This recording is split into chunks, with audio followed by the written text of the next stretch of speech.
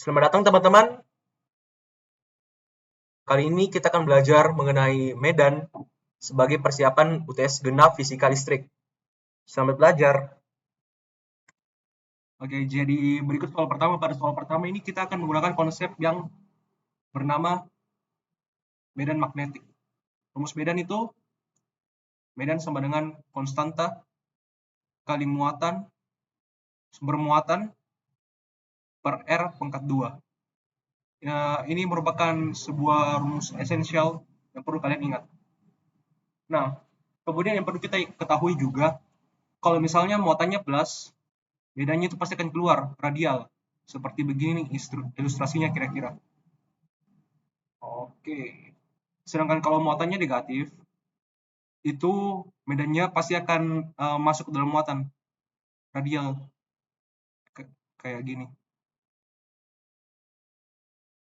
Nah,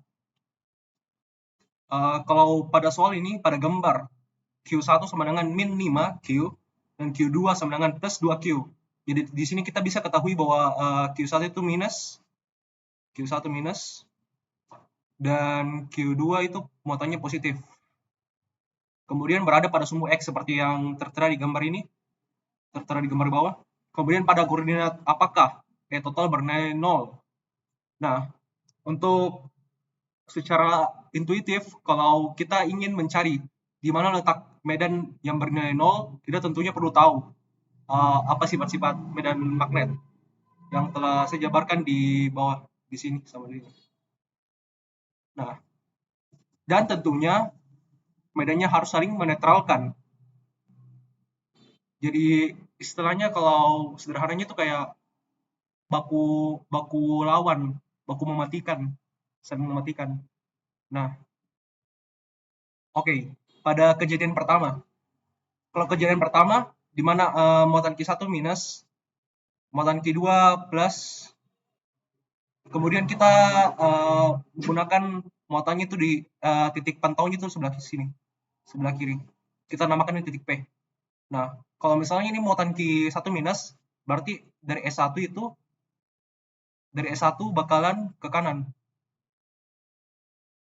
Karena ingat, kalau muatan negatif, itu medannya ke dalam muatan. Jadi S1 itu bakalan mendekati muatan negatif. Sedangkan E2 bakalan menjauhi muatan. Karena plus. Itu sisi saya. Negatif, plus. Oke. Nah, mungkin sekilas kita bakalan berkata, ini kan udah cocok di kejadian 1. Tapi ingat, rumus E, K, dan kalau kita lihat pada kejadian 1, jarak dari R1 itu gini. Jarak R2 lebih besar. Artinya ini kejadian 1 salah. Tidak boleh. Oke, kita lihat pada kejadian 2. Kalau kejadian 2 gimana? Kita taruh titiknya di tengah. Ini minus, muatannya ini plus. Kalau plus, dia ke sini.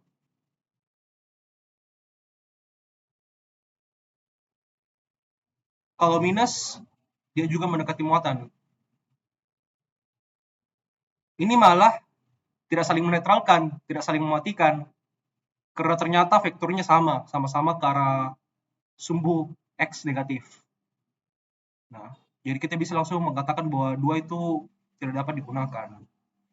Nah, ternyata kejadian ketiga, kita coba taruh titiknya di sebelah sini.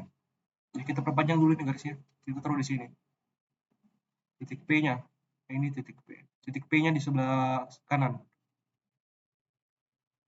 Sumbu ini negatif, ini positif. Dan kemudian kalau kita di sini artinya E2 menjauhi muatan dan E1 mendekati muatan. Terus bagaimana dengan jaraknya?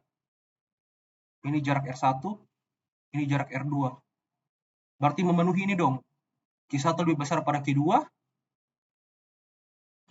Dan untuk E1 sama dengan E2, R1 perlu lebih besar pada R2. Oh, artinya jarak yang ketiga.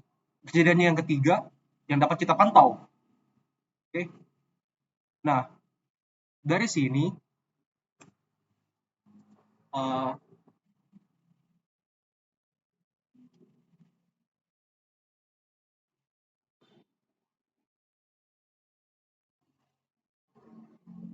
saya hapus dulu ya menghalang ini. Ah,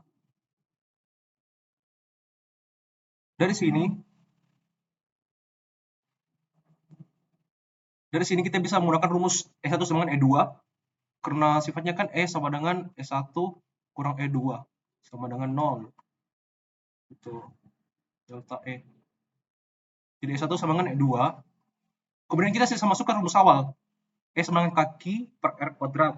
Masukkan nilainya masing-masing dan kalau kita memantau di sini jarak dari Q1 ke Q2, jarak dari sini ke sini itu X dan jarak dari Q1 ke Q2 itu L.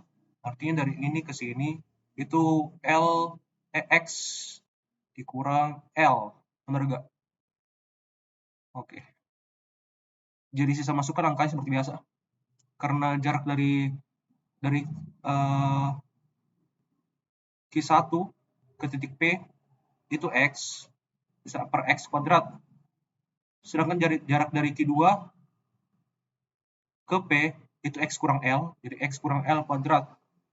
Di sini sisa melakukan operasi matematika seperti biasa. Jadi uh, jadi X kurang L kuadrat per X kuadrat sama dengan 2/5. Jadilah seperti begini.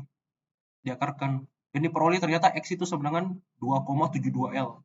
Jadi X ini adalah 2,72 L. Gitu. Jadi jarak titik P itu ternyata 2,72 L. Jadi inilah jawabannya.